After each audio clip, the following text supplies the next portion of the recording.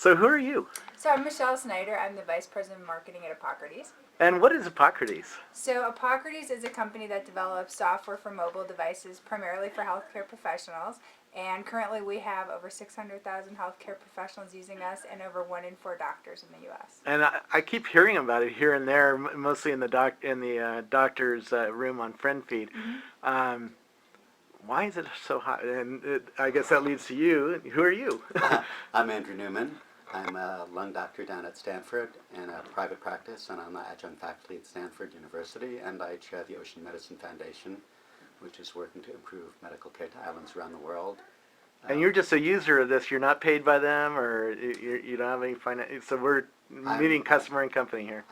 I am, a user of them. They're a supporter of our foundation. Yeah. In that they send stuff overseas for us. We work on islands in the deep Pacific and the Caribbean where they have totally no money, and they've been supportive in helping us get to some of the doctors there, and I'll tell you about that as well. So it's been very cool. Great. But I think that you should know. Maybe you should just know why it's in 1 in 4 doctors, and probably it's less biased if I say that than if they say that. So let me just give you the fast run about. Yeah, because we're here to see the iPhone version, right? Well, I think that I've lived through 4 or 5 iterations of this. I've lived through the Trio version. After my 12th or 13th Trio, I eventually went to an iPhone because it was like a lost cause. But that could take us off, because we could talk about the new Palm Pre and see if you're going to be one of the first users of that. But I'm happy with my iPhone. Okay. My wife says that the only thing that could be better with my iPhone is if my iPhone would say back to me that I love you too.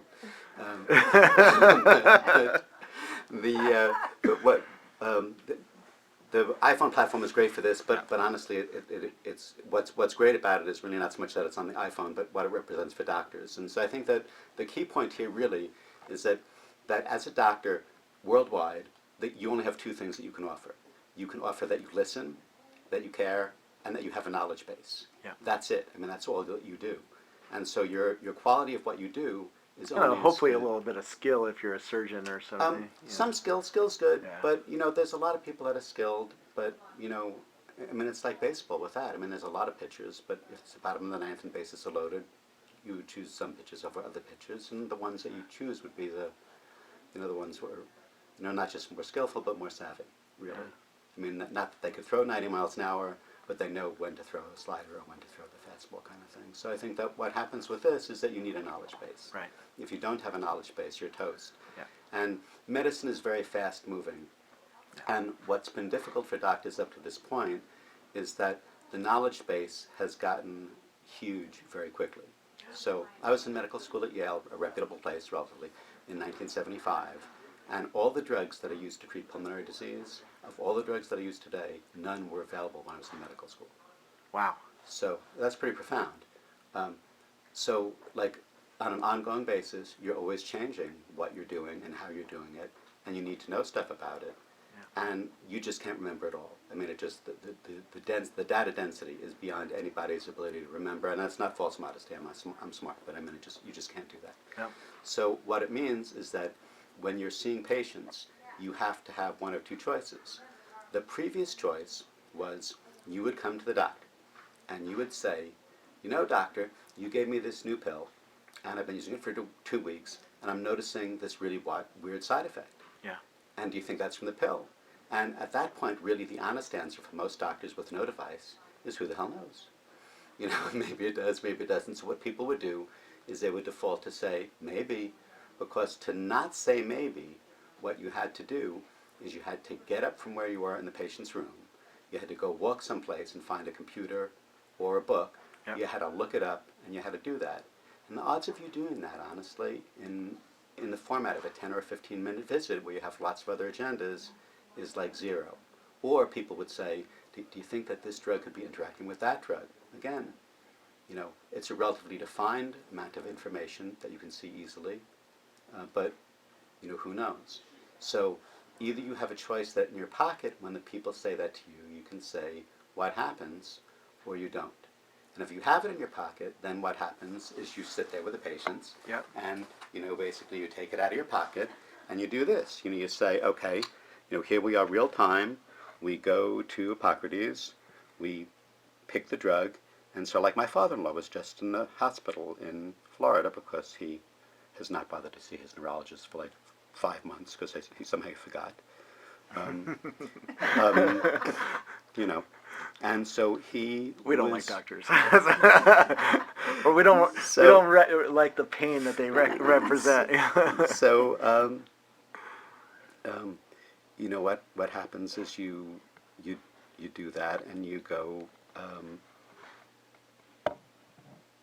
you know, what are we looking for here? And let me get back to the front page for a second.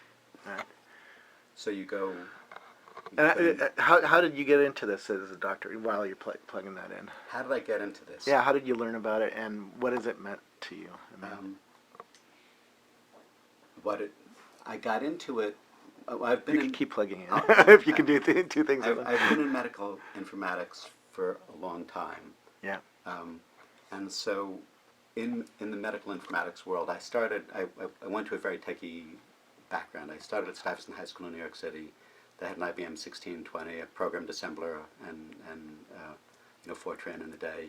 Went to college. They had a 36070 IBM machine. Did that for a while. Went into medicine. There was not that many people doing medical things at the time, so I got very interested in could you use technology in medicine. Wrote a chapter in one of the textbooks on medical informatics and with Ted Shortliff on doctor's office computing, and have chaired a lot of committees at Stanford over the years to do it. So I've been sort of a Silicon Valley story, isn't Silicon it? Valley story. Like I've sort of like your basic geeky person. I'm sure if I had come from Yale and gone to practice in New York City, I would be rich in the banking world or poor in the banking world. but since I came from Yale to Discredited Silicon, today. yeah, since I came to Yale to Silicon Valley, and everybody I knew was in techie stuff, like everyone would just hand you techie stuff, and they would say, okay, like what, why do you think about this? So I've been doing it forever. But I think one interesting thing is I think people have the perception doctors are very technophobic. Yeah. And I definitely had that perception before I came to Epocrates. And what we're finding with the mobile technology is they're not technophobic. They just didn't have a technology that worked with how their workflow worked. Because a doctor is not sitting at a desk like we tend to do. A doctor's walking around, Yep. going to a hospital, going to the office. So they actually need mobile technology. So when the PDA first came out and Palm was popular, we launched in 1999. I mean, doctors were one of the first professions that en masse adopted mobile technology because, like I said, it fit exactly the way a doctor When did worked. the iPhone version come out, by the way? So we launched the iPhone version in July Yeah. 1999, and actually in 4 months we had 50,000 doctors download us, and there's only 800,000 doctors in the country. So Right. Very cool. Well, and so look, so then we're back to my father-in-law, right? So like he's having a bad day in his Latin, and he's dizzy, and he can't stand up nicely, and his speech is all slurred, and he thinks it's because he fell on his back. So we go and we look up Dilantin, comes up in a second. We go to adverse reactions, and they have serious reactions, and then the really common reactions, and whoa, look at that, slurred speech, dizziness, tremor. So it's kind of like, well, so I know what's happening. He's like doing that. So that's like really straightforward, and that took a second. So at that level, it's great. And the drug interaction stuff, is also something in the same way. You have someone on who's on Coumadin, and then you need to give them an antibiotic. They all interact. Does this one interact? I don't know, but you can go right in the same way. So it protects you from prescribing drugs that could have a bad reaction. Right, or figuring out what the bad reaction is, or figuring out is that bad reaction from the drug. It can help you figure out drug interactions, like does this drug interact with that drug, like if you do that. So if you look here, we could How long have you been using this, by the way? A couple of years. A couple of years. And how has it transformed what you do? It completely transforms what I do in my day-to-day practice because I answer those questions. And in the third world where we are with the foundation, it revolutionary transforms. For example, we're in the Marshall Islands, so 3,000 miles west of Hawaii. There's 2 main islands, there's 57 little islands. They send nurses and doctors out on 1 or 2 week stints to the outer lying islands. They have textbooks from the 80s, is the last time they had medical technology there. And so we bring in devices, and now they go out to the little island, and instead of being just on their own totally saying, I have no idea what to treat, what the diagnosis is, what the therapy is, they break out their little device, they look at it, and they say, this is what you do. Wow. So it's pretty profound. And then Tell it me has, about the foundation, or how you pay for the devices to get into those places, and So- how you train the doctors to use it and stuff like that. the devices we get donated by the companies that make devices because they're happy to send them out to the places. The medical information companies have been wonderfully supportive and have sent copies of the software to use for the people. There is no money, and I mean, this is all generosity on the part of the companies because there's no money. I mean, the per capita healthcare spending in the Marshall Islands or in Sugar Yap is about $30 per person per year. So there is no market. I mean, it's not like suddenly people that are going to buy anything because there's no there. On the other hand, the doctors are very dedicated and the people are really nice and they're really happy to have stuff.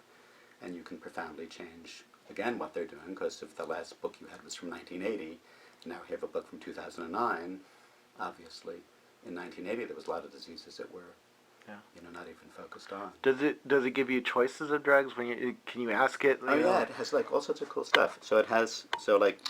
does it show you the generic equivalents because you're trying to save your patient Yeah, money? shows or you all of whatever? that. So like what it does with... There's a couple of ways you could do things. You can go to the parts where if you want to see, let's say, a disease by system. Let's say you suddenly go to somebody and their eyes are all icky looking, and you think, their lids look terrible. Do you think that they could have blepharitis? Like that level stuff I would know because that's kind of in my knowledge base just in doctor land. But I mean, I'm a pulmonologist. The last time I thought about blepharitis was 20 years ago. So then you can go here, you can hit blepharitis, and it says, here's the highlights. Highlights is, it's a chronic inflammatory disorder of the eyelids, or tell you the basics about, here's the definition, here's the anatomical location of where it actually is in the eye, and then it'll tell you the differential diagnosis that, well, it could be just dry eyes, or it could be squamous cell carcinoma of the Differential eyes. diagnosis is what else could it be? Yeah, differential diagnosis is anytime anybody comes in and says anything is wrong with them, there's always like a, you could have, your foot could be sore because like you kicked it, or your foot could be sore because you have like, leprosy and it's going to fall off next week, and you need to think about all those possibilities when you're doing things. And so this sort of is a great cheat sheet because it tells you, here's the, you might think of a lot of other weird ones, but those are the common ones. And so, if you want to know about the common other ones, you can hit like the dry eye, and it'll tell you that, well, dry eye syndrome is this, and it might seem like it was blepharitis, but if you check the eyes this way, you could make the distinction.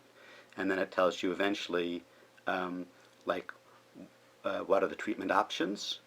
Like, here's what you want to do for initial therapy. You might want to try these things, like, washing your eyelids or doing these, and it gives you really specific indications for it. Wow. So that's cool. And then the other thing that it does that's like really nice, sort of like that, is you can go and do things where you do. They have tables. Tables are really useful for doctors because, like sort of you're saying about generics. So frequently people come in the dive medicine part of my business, and they'll be I was diving in wherever, and now I have like, look at my leg. I have this like horrible rash. It's like totally all over, and it's eating my leg alive. And what should I do? And the answer to that is you probably should put some kind of steroid gook on it. And there Dr. Talk, steroid there gook. are a lot of steroid gooks. And so what you need to figure out at this point is you need to figure out which one. And so this is like so cool. It gives you like the highest potency ones, high potency ones, high to medium potency, lower ones, and it gives you the choice of here's the generics, here's the brand name one if you want to save things. It also has formulary stuff on it too. So if you know the formulary that your patient is actually on, which my patients generally aren't because I'm in a boutique practice down in Palo Alto, but if you are on a formulary, it'll tell you. Formulary is... Like if you have Aetna insurance and you go to buy the drug, like Aetna will say that you'd like to take aspirin, but actually they're only going to pay for Tylenol. Yeah. And so, sometimes that makes a difference, but a lot of times it doesn't make a difference. So for something like this, with the topical drugs, with its 30 choices, it might be that Aetna will pay for dipropionate, but won't pay for betamethasone. And, that could be like, $180 for you, difference between those two choices if they're, fundamentally the same choice. Yeah. So people really like that. And then the other thing that has, but it may not work because sometimes it doesn't work if I'm in somebody else's area. I mean, it will work, but it may try to pick up the network. Is it has this really coolest thing for pill ID, where if you have when people frequently come in and they say to you that I'm taking Lunesta, and you say, which dose are you taking? And they say, I'm taking the white one. And it's like, now you're really in trouble, because it's kind of like, I have no idea what the white one is. And then what this has, which is cool, but I don't know if it's going to come up because we're in their office as opposed to finding it on the web. Pictures. Yeah, you can use Oh yeah, it no, it's good. It's going to come up. So then what you do is you say to your patient, okay, wait 1 second. Which one are you taking? And then people take the machine for a second, and they're like, the white ones. Yeah. And then you're done. It's like really cool. That's awesome. So it's kind of, I mean, you know, honestly, it's kind of really an awesome tool, and it works. You know, it's an awesome tool here. It's Now, an does it awesome have tool in the pictures third for world. other, like, skin diseases? Does it have ability to see what a skin, like my wife had shingles, and she was misdiagnosed actually by her doctor with they thought she just had an eye infection. But if you had seen the pictures and been able to, she actually self-diagnosed over the internet with her friends, because they said, you look like you have shingles, because my friend had a shingles case and it looks just like that, and if you had the pictures there, it might. So we actually just launched Epocrates Essentials a couple weeks ago, which has the disease content. This version does not have pictures, but the next version we're going to be adding disease images. Very But, cool. but there's another really important thing about what this all does, just to talk more broadly about medicine than even about Epocrates, which is doing great things, is what this does is it also is like a Trojan horse for a lot of the doctors in the medical informatics world, because you know, Epocrates is great for this, but there are other medical information resources that doctors haven't used as much because they haven't, but they could, and there's some very, very advanced ones that, like Gideon, for example, the Global Infectious Disease Epidemic Network, that allows people to put in choices for round-the-world conditions of how long have you had this, where have you been, where have you traveled to, and what other things are. And once people are into the mode of this exists, then it's much easier for them to get into the next mode of, wow, this is like... Do you think Epocrates is going to hook into some of those other ones, like Gideon, and be able to pull other data from other systems? Yeah, So I that think in could the be the future, front I end. mean, Epocrates has started off as a clinical reference, and we've moved more into decision support. But I think another area to look forward in the future is more the workflow, right? So how do we integrate into the physician's workflow? You're seeing a lot of information about electronic medical records, a lot of funding going to standardization of systems, and I think we are looking forward to how we fit more into the doctor's workflow. And electronic prescriptions Yep.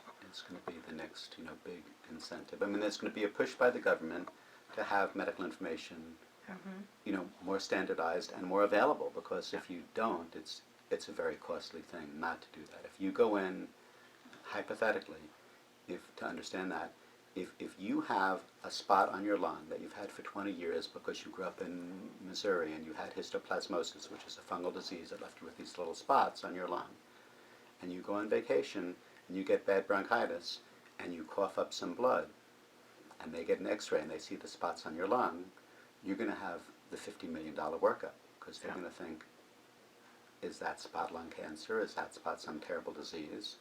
Whereas if they knew that that spot was there 20 years ago, it'd kind of be like, that's just not exciting. And so that eventually has to happen. So the decision support has to be there, the record stuff has to be there, and portability, I think, is really essential. Now, do patients have access to this at all, or is this just for doctors? It's written for healthcare professionals, but Yeah. what we're finding when we launch in the App Store is that we have a lot of non-healthcare professionals downloading it. So it's really kind of your prosumers, right? The people that want to take charge of their healthcare, want to see the same information that their doctor is looking at. Those are the people right now that would be downloading it. I just got diagnosed with a weird kidney disease, and of course I go and mouth off about it on Twitter, and instantly you get people all over the world who say, I'm having the same kind of disease, and they're starting to compare notes and sending you web pages and emails, and so having access to the same thing the doctor has is actually a good way for me to check notes. So if you look just to as a starting point for that, if you go to our foundation website, the Ocean Medicine Foundation, and you look at our links in our library, that's a kind of a quick idea of what we would try to put out into the third world for using things like that. But clearly, the future in terms of patient care is going to be inclusive care, because You can't avoid it. No, it's not a secret that everybody is going to go Google whatever you say. I mean, that's what the world is today. And so what I think the trend is in the doctor business, at least that what we're trying to push with the foundation, is that the problem with Googling everything, and I'm a huge fan of theirs, but the problem with Googling everything is that it's not peer-reviewed in any kind of sensible way.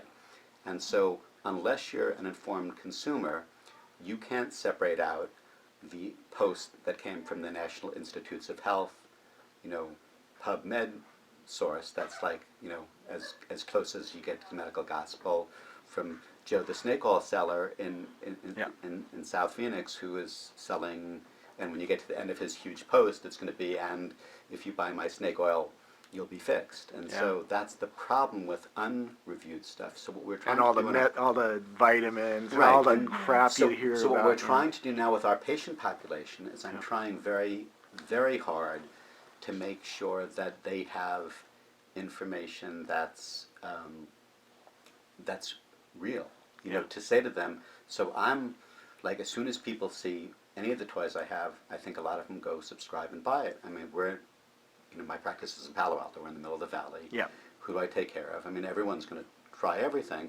But I think nationwide, you're seeing it much more because everyone does that. People come into the doctors all the time now. You should see the thread I had on kidney disease all over the world. People and very little quackery, very good stuff. No, it's really and because in a way it's kind of like Wikipedia. In a way, truthfully, it's that people are not going to. I mean.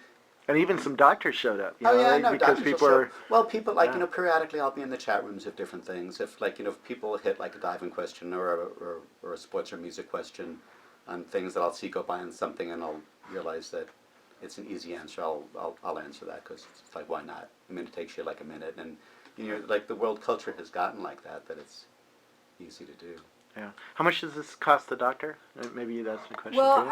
actually, Epocrates RX, anyone can download for free. So if you have an iPhone, BlackBerry, Palm OS device, Pocket PC device, you can download for free. We have a premium product which has some of the disease information and lab information. That's a $149 subscription. So how do you guys make any money? That's a good question. We get asked that a lot. Well, we make money on the subscriptions, and then for the people who use the free product, we have an indirect revenue source. So, for example, the formulary information that Dr. Newman talked about, health plans such as United Healthcare, others, they pay us to host their formulary information. So it's a win-win for everybody. They want the doctor to know what's covered or not covered. The doctor wants that information because the last thing he or she wants is the patients at the pharmacy. I have this happen. I go to fill my prescription, and I get there, and the pharmacist says it's not covered. Yep. And then I have to wait for them to call my doctor. Sometimes I have to go home because they can't get a hold of my doctor. So if the doctor has the information right there when they're making the prescribing decision, they may prescribe one that's on formulary instead of off formulary. So the health plan pays us to host the information, and then we can provide it to the clinician. Yeah.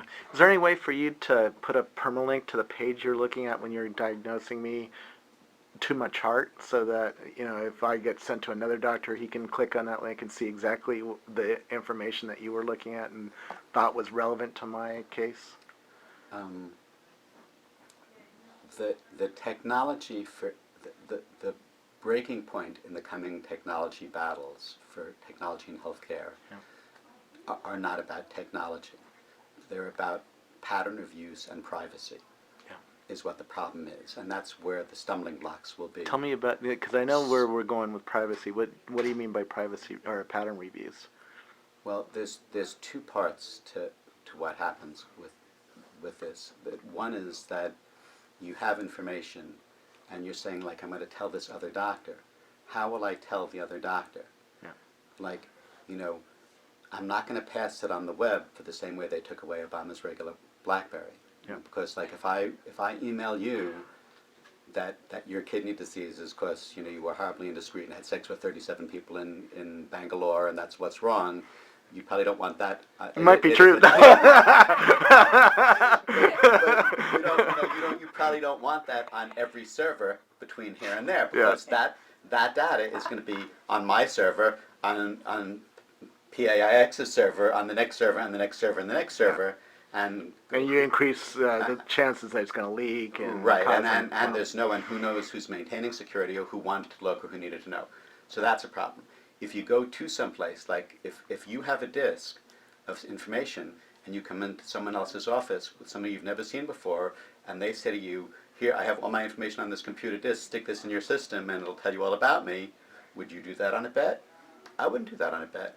No. Because, it could be that all the information on that system is on it, or it could be that it's going to be a snoop that's going to just viralize everything on my machine and either waste it or exploit it to wherever. So nobody's going to do that.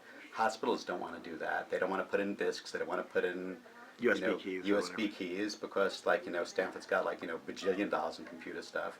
And the last thing we need is to have someone stick in a USB key with the virus of the century and be down for 3 weeks. So that's a technical problem. And then different companies are doing all the different medical records.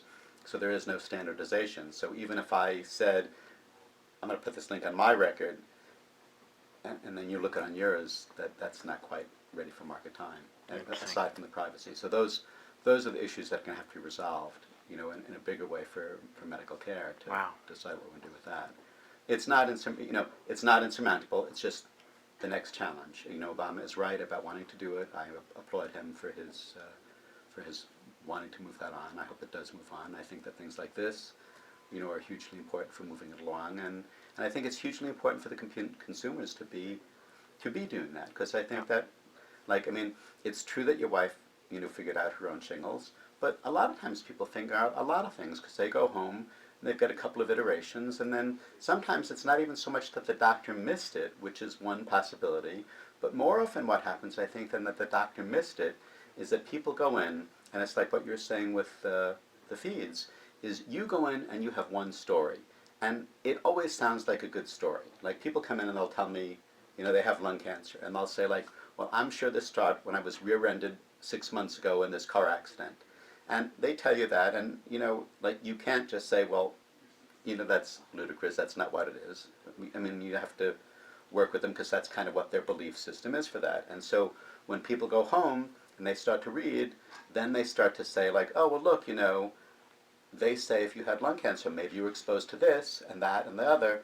And then the next time they come in to see you, now that they've been exposed to all the information that they could find, now they come in and they say, I've been reading, and I realized I didn't mention to you that, when I was a teenager, I worked in a DDT plant for 5 summers, and we used to roll in the DDT for fun. And do you think that we should check that?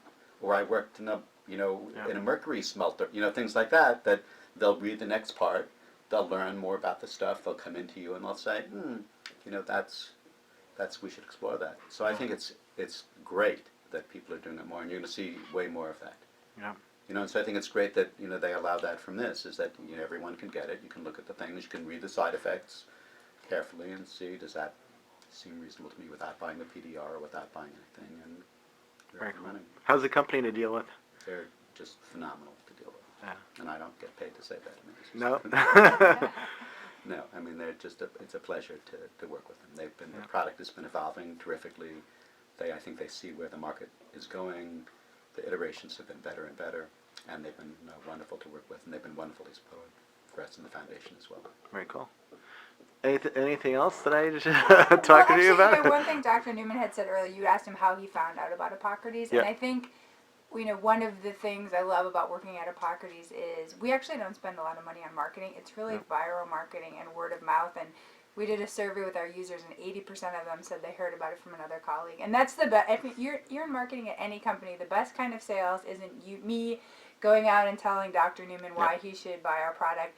It's Dr. Newman telling his colleague at Stanford that, hey, I avoided an error, or I didn't even know this information existed. And that's really what's built up our network. That's interesting. Has it affected malpractice rates at all, or unhappiness, or does the health industry track customer satisfaction and see if it's if stuff like this is affecting it? No. It's totally a black hole.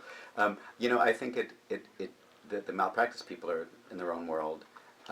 It does affect errors. I mean, there's Yeah. no question that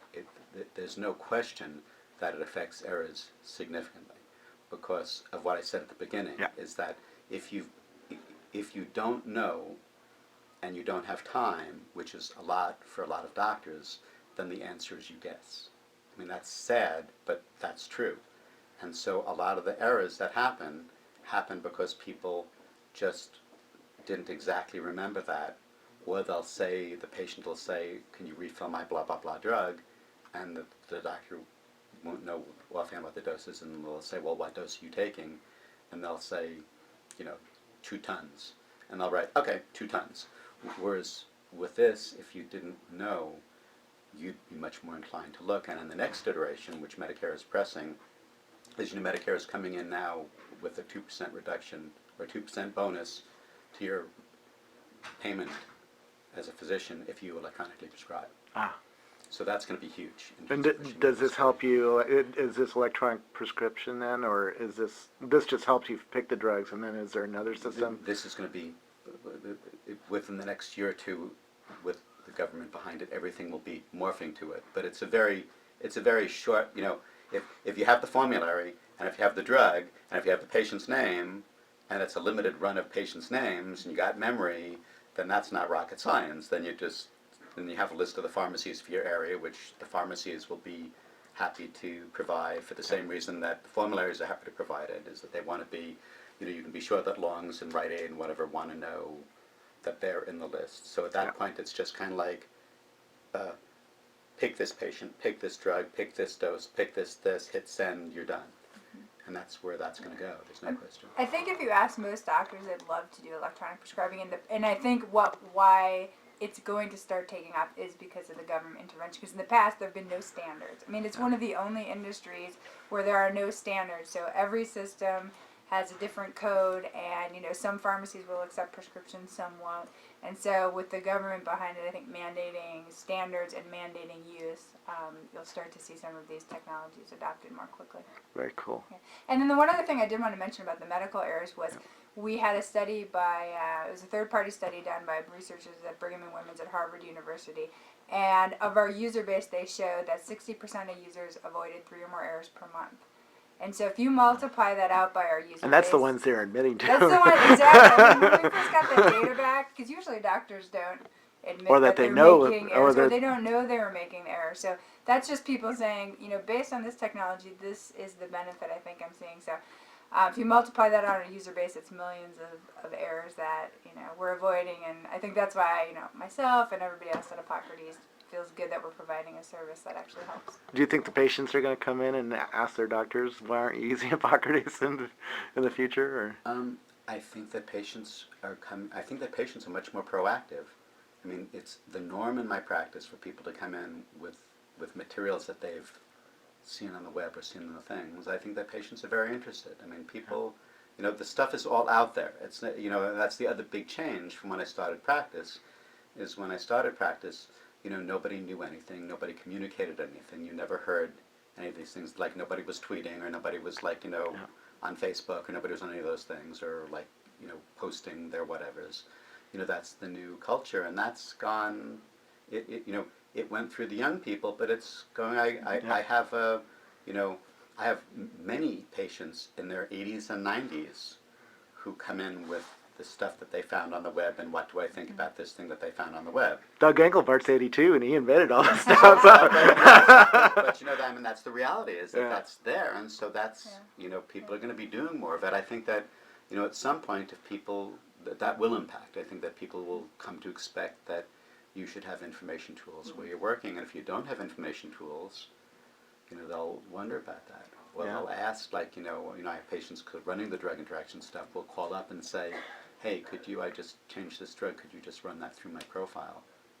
And, people, I think, really like that. That's interesting. So on your iPhone, do you have all the profiles? So if somebody calls you, like if I was your patient, do you have my information on your iPhone even at, at 8 o'clock in the evening. So if I call you up and say, hey, I just did something crazy, and can you pull my information up on your iPhone, or? We actually have electronic medical records from the office. Okay. So we have full blast medical records. So you have to be at Stanford to have access? I can access it from anywhere in the Ah, world, and okay. I can access my Stanford's so office. cool. So, but like you can, you know, you can do all those kind of things relatively easily. Yeah. I mean, that really isn't hard to do, because you can make, you know, if you have a full blast medical record, it's easy to make it all interact. If you don't, there are a lot of kludgy things you can do just in Word and Excel that will allow you to come in and cut, paste, and do things that work fine. There's also a matching version on the web. I guess we didn't mention that. Yeah, the Epocrates online. But there's an Epocrates online, so the only plus of that, just to mention with that, is that there are some things, if you have an electronic medical record, or if you had charts that were there, that you can go online and you can do the same thing that you're doing on your handheld device on a computer. And you know, there's pros and cons, obviously. At Stanford, they have these cows, right? What did the cow stand for again? Computer on wheels. Computer on wheels. I remember I did a story on that. And does Epocrates We have on? real cows too. If you go out by They call it the by farm the for a dish. reason, right? If you walk out by the dish, they have real cows. Yeah. Um, Do you have Epocrates on the cows now, so that you can sit down on one of the computer on wheels and get on there? Well, the cows have the web, so you can do anything that you can do on the web. You can do on the cows. Very cool. People have no clue, but I've been in Stanford Hospital, and I got the whole talk. I was there the week actually that they got the cows. Well, Yeah. that's the next part of all of this, is that medicine is going to change, and there's going to, you know, as you go to computerized everything, you're going to have stuff in your pocket. You're going to have rolling computers, and you're going to have computers in the doctor's offices, because it's not going to be a pen and pencil industry. Yeah. And so you need to do all that. Well, thank you so much. This has been a lot of fun and very interesting. And thanks for coming in, because it's not always that we get customers in No, it's great. to meet with the company. So thank you, and thank